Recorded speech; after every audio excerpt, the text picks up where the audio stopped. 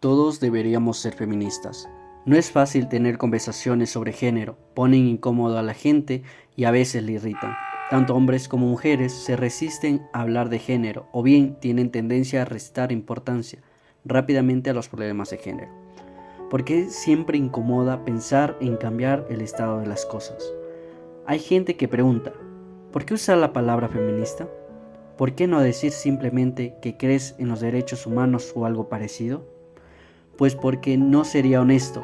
Está claro que el feminismo forma parte de los derechos humanos en general, pero elegir usar la expresión genérica derechos humanos supone negar el problema específico y particular del género.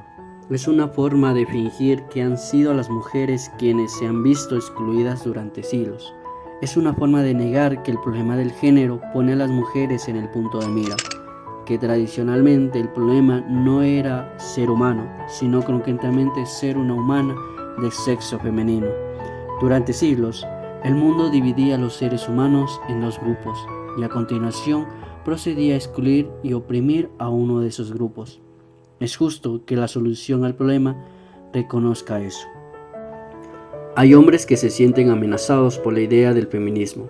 Creo que viene de la inseguridad que les genera la forma en que se les crió, del hecho de que su autoestima se vea mermada si ellos no tienen naturalmente el control en calidad de hombres. Otros hombres pueden responder diciendo, vale, esto es interesante, pero yo no pienso así, yo ni siquiera pienso en términos de género. Pues quizá no. Y ahí radica parte del problema, en el hecho de que muchos hombres no piensan de forma activa en el género ni se fijan en él, de que muchos hombres, como me dijo mi amigo Luis, dicen que tal vez las cosas estuvieron mal en el pasado, pero ahora están bien, y de que muchos hombres no hacen nada para cambiar eso. Si eres hombre y entras en un restaurante y el camarero te saluda solo a ti, ¿acaso se te ocurre preguntarle por qué no la has saludado a ella? Los hombres tienen que denunciar estas situaciones aparentemente poco importantes. Y como el género puede resultar un tema incómodo, hay formas fáciles de terminar la conversación. Hay quien saca a colación la evolución biológica y los simios, el hecho de que las hembras de los simios se inclinan ante los machos y cosas parecidas. Pero la cuestión es que no somos simios. Los simios también viven en árboles y comen lombrices. Nosotros no. Los pobres también lo pasan mal, y es verdad, pero esta conversación no trata de eso. El género y la clase social son cosas distintas. Los hombres pobres siguen disfrutando de los privilegios de ser hombres, por mucho que disfruten de los privilegios de ser ricos. A base de hablar con hombres negros, he aprendido mucho sobre los sistemas de opresión y sobre cómo pueden ser ciegos los unos con respecto a los otros. Una vez yo estaba hablando de cuestiones de género y un hombre me dijo, ¿por qué tienes que hablar como mujer? ¿Por qué no hablas como un ser humano? Ese tipo de pregunta es una forma de silenciar las experiencias concretas de una persona. Por supuesto que soy un ser humano, pero hay cosas concretas que me pasan a mí y en el mundo por el hecho de ser mujer. Y aquel mismo hombre, por cierto, hablaba a menudo de su experiencia como hombre negro, y yo tendría que haberle contestado, ¿por qué no hablas de tus experiencias como hombre o como ser humano?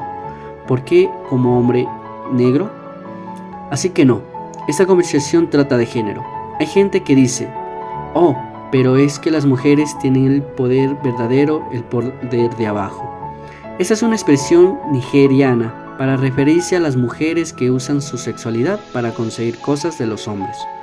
Pero el poder de abajo no es poder en realidad, porque la mujer que tiene el poder de abajo no es poderosa por sí misma, simplemente tiene una vía de acceso para obtener poder de otra persona. Pero, ¿qué pasa si el hombre está de mal humor o enfermo o temporalmente impotente? Hay quienes dicen que las mujeres están subordinadas a los hombres, porque es nuestra cultura, pero la cultura nunca para de cambiar. Yo tengo unas preciosas sobrinas gemelas de 15 años.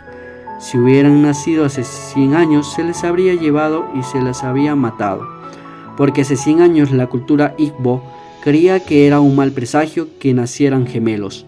Hoy en día esa práctica resulta inimaginable para todo el pueblo Igbo. ¿Qué sentido tiene la cultura?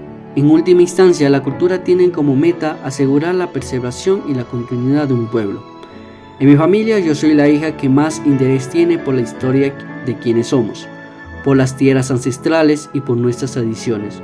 Mis hermanos no tienen tanto interés en esas cosas, y sin embargo, yo estoy excluida de esas cuestiones, porque la cultura Igbo privilegia a los hombres y únicamente los miembros masculinos del clan pueden asistir a las reuniones, donde se toman las decisiones importantes de la familia. Así pues, aunque a quien más interesan esas cosas es a mí, yo no tengo voz ni voto, porque soy una mujer. La cultura no hace a la gente hace a la cultura. Si es verdad que no forma parte de nuestra cultura el hecho de que las mujeres sean seres humanos de pleno derecho, entonces podemos y debemos cambiar nuestra cultura. Me acuerdo mucho de mi amigo Okoloma, que sigan descansando en paz, él y los demás fallecidos en aquel accidente aéreo de Sosoliso. Quienes lo queremos siempre nos acordaremos de él. Y él tenía razón hace tantos años. Cuando me llamó feminista, soy feminista. Y cuando hace tantos años busqué la palabra en el diccionario, encontré con que ponía feminista, persona que cree en la igualdad social, política y económica de los sexos. Por las historias que he oído, mi bisabuela era feminista, se escapó de la casa del hombre con el que no se quería casar y se casó con el hombre que había elegido ella. Cuando sintió que le estaban despojando de sus tierras y sus oportunidades por ser mujer, ella negó, protestó y denunció la situación. Ella no conocía la palabra feminista, pero eso no quiere decir que no fuera feminista. Mucha más gente tendría que reivindicar esa palabra. El mejor feminista que conozco es mi hermano Ken, que también es un joven amable, atractivo y muy masculino. La definición que doy yo es que feminista es todo aquel hombre o mujer que dice: si hay un problema con la situación de género hoy en día y tenemos que solucionarlo, tenemos que mejorar las cosas y tenemos que mejorarlas entre todos, hombres y mujeres. El fragmento presentado pertenece al texto Todos deberíamos ser feministas, de Chimamanda Ngozi Adichie. Soy Anthony Caicedo con mis compañeras Zully Reyes, Nelly Cango, Catherine Contreras.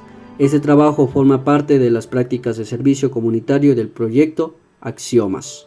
Muchas gracias.